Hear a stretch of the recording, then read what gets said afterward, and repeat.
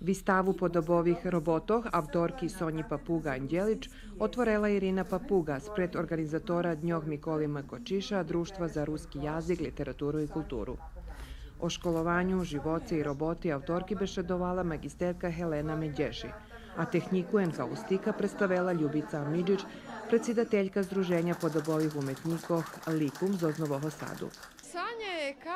Sonja jak dejake male veljke dzecko ma u sebe bar zveljo emociji. Ona u tvorenju uklada svojoj emociji i jak male ljubopitljive dzecko se vizi co budze na koncu, to veljka šmelos. Oduševljuje nas za svoju dzecinsku energiju i keď opatrime da jeden jej maljunog, nie możemy nie rozdumovat o njim. Sonja i člen Društva za ruski jazik ište od gimnazijskih dnjog, že ona i piše, tvori, ta evo ta nahoda na i bude tuževi i drugi počitavatelje podobovoj tvorčosti upoznali tehniku i jej tvorčost.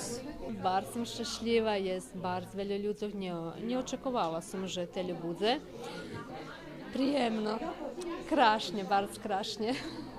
Sonja Papuga-Anđelić vykladala u Danskej, a jej najznačnejša vystava bila u ambasadi Republike Srbije u Kopenhagenu. U galeriji Društva pisatelja Vojvodine vystava bude otvorena 2 týždni.